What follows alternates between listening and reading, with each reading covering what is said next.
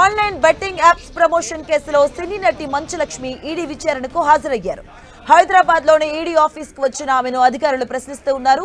మంచు లక్ష్మికి సంబంధించిన బ్యాంకు లావాదేవీలను ఈడీ అధికారులు పరిశీలించనున్నారు.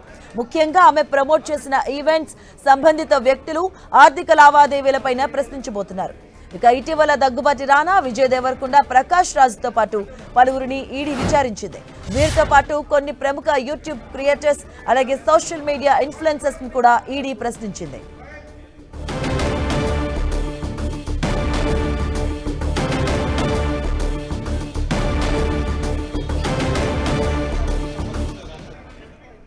ఇక బెట్టింగ్ యాప్స్ ప్రమోషన్స్ పై ఈడీ దూకుడు పెంచింది. ఇప్పటికే మనం చూడొచ్చు, రానాను కూడా విచారించింది, అలాగే విజయ్ దేవరకొండను కూడా విచారించడం జరిగింది, అలాగే ప్రకాష్ రాజ్ను కూడా విచారించడం జరిగింది. ఈ రోజు మంచు లక్ష్మిని కూడా ఈడీ విచారిస్తూ ఉంది. మనం చూడొచ్చు బాక్సెస్ లో ఎవరెవరు ఏ టైంలో, ఏ డేట్ లో, ఏ తేదీల్లో వచ్చారని దానిపై క్లియర్ గా మనం చూడొచ్చు. ఈ విషయంలో ఈడీ దూకుడు పెంచింది. ఇప్పటికే చాలా మందిని కూడా విచారించింది, కొంతమంది యూట్యూబర్స్ ని విచారించింది, ఇన్ఫ్లుయెన్సర్స్ కూడా విచారించడం జరిగింది. ఇదే అంశానికి సంబంధించిన పూర్తి అప్డేట్స్ మా కరెస్పాండెంట్ సునీల్ అందిస్తారు. సునీల్,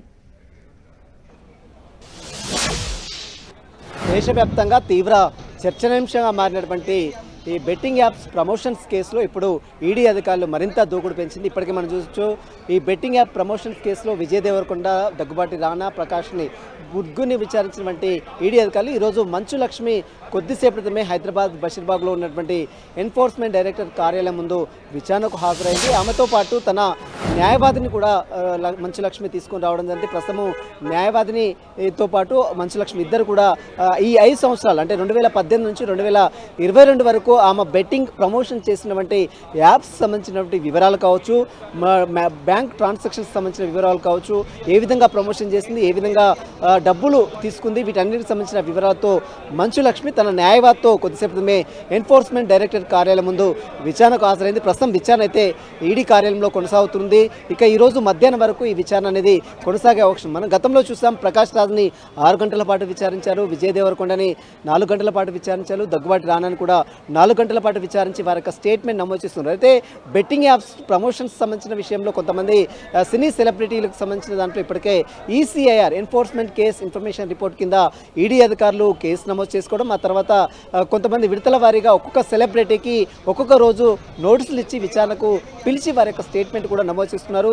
దేశవ్యాప్తంగా చాలామంది యువత ఈ బెట్టింగ్ యాప్స్ ప్రమోషన్, సెలబ్రిటీలు ప్రమోషన్ చేయడం వల్ల చాలామంది యువత బెట్టింగ్ యాప్స్లో డబ్బులు పోగొట్టుకొని అర్ధాంతరంగా ఆత్మహత్యలు చేసుకొని చనిపోతున్నారు. ఇందులో భాగంగానే తెలంగాణ రాష్ట్రంలో హైదరాబాద్ కమిషనరేట్ పరిధితో పాటు అదేవిధంగా సైబరాబాద్ కమిషనరేట్ పరిధిలో 2 కమిషనరేట్ పరిధిలో కొన్ని కేసులు కూడా నమోదు చేసి ఇప్పుడే కొంతమంది సినీ సెలబ్రిటీలతో పాటు కొంతమంది బుల్లితెర నటులను కూడా, యూట్యూబర్స్ని, ఇన్ఫ్లుయెన్సర్ని కూడా కొంతమందిని విచారించారు.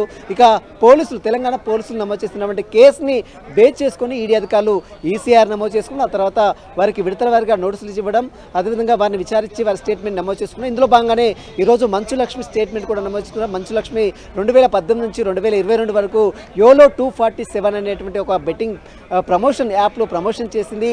ఆ యాప్లో ప్రమోషన్ చేసినందుకు ఎంత రెమ్యునేషన్ తీసుకుంది, ఎంత డబ్బులు గురించింది, అవి మొత్తం బెట్టింగ్ యాప్లో ప్రమోషన్ చేసిన వ్యక్తులందరూ కూడా prevention of money laundering act ఉల్లంఘనకు పాల్పడి ఉన్నారనే అనుమానంతో ఈడీ అధికారులు మాత్రం ఈసీఆర్ నమోదు చేసుకుని వారందరినీ కూడా దర్యాప్తు చేస్తుంది. ఇందులో భాగంగానే మంచు లక్ష్మి ఈడీకి ముందు హాజరైంది. మధ్యాహ్నం వరకు ఈ విచారణ అనేది కంటిన్యూగా కొనసాగే అవకాశం ఉంది. విచారణ కంప్లీట్ అయిన తర్వాత మరి ఈడీ మీడియా ముందుకు వస్తుందా, మీడియాతో మాట్లాడుతుందా లేదా అనేది కూడా మరి కాసేపు క్లారిటీ కూడా వచ్చే అవకాశం ఉంది. Madhu, right, thank you Sunil.